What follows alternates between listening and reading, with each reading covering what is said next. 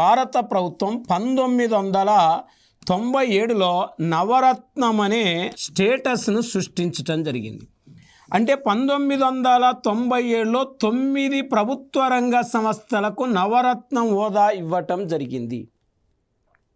మరి 9 ప్రభుత్వ రంగ సంస్థలకు నవరత్న హోదా ఇచ్చారు కాబట్టి మరి నవరత్నము అనే అక్కడ పేరు పెట్టడం జరిగింది, 9 పొందినవి కాబట్టి.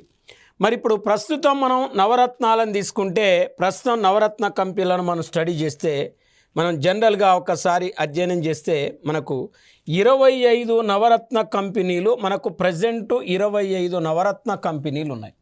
అంటే ప్రజెంట్ మన దేశంలో 25 నవరత్నాలు ఉన్నాయంటే హాల్ ఒకటి Navratna company, 2 BEL Navratna company, IRCON Navratna company, NMDC అంటే ఇక్కడ మనం జనరల్గా తీసుకుంటే National Mineral Development Corporation, SCI Shipping Corporation of India ఉంది, ఆర్ఐటిఈసి ఉంది, ఇది Navratna company. NALCO Navratna company, RSL Rashtriya Ispat Nigam Limited Navratna company, MTNL Mahanagar Telephone Nigam Limited కూడా నవరత్న కంపెనీ. మరి నైవేలి లిగ్నైట్ కూడా నవరత్న కంపెనీగా మనం చెప్పుకోవచ్చు. National Building Construction Corporation Navratna company, Container Corporation of India Limited కూడా Navratna company, Engineering India Limited కూడా నవరత్న కంపెనీ, ఓఎన్జీసీ విదేశీ లిమిటెడ్ కూడా Navratna company, rail Vikas Nigam Limited కూడా నవరత్న కంపెనీ.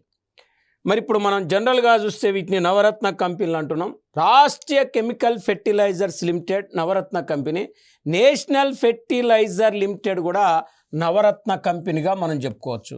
మరి సెంట్రల్ వేర్ హౌసింగ్ లిమిటెడ్ కూడా Navratna company, Housing Urban Development Corporation కూడా నవరత్న కంపెనీ. మరి ఇక్కడ ఇండియన్ రిన్యూయబుల్ డెవలప్మెంట్ ఏజెన్సీ, మరి ఇక్కడ ఇండియన్ రిన్యూయబుల్ డెవలప్మెంట్ ఏజెన్సీ కూడా నవరత్న కంపెనీలో ఒకటిగా మనం చెప్పుకోవచ్చు. మరి మజ్గండాక్ షిప్ బిల్డర్స్ కూడా నవరత్న కంపెనీగా మనం చెప్పొచ్చు. రైల్టెల్ కార్పొరేషన్ ఇండియా లిమిటెడ్ కూడా నవరత్న కంపెనీ, అంటే సోలార్ ఎనర్జీ కార్పొరేషన్ లిమిటెడ్ కూడా నవరత్న కంపెనీ. ఎన్హెచ్పిసి మరియు హెచ్జేవిఎన్ లిమిటెడ్, ఇవి నవరత్న కంపెనీలుగా మనం చెప్పుకోవచ్చు.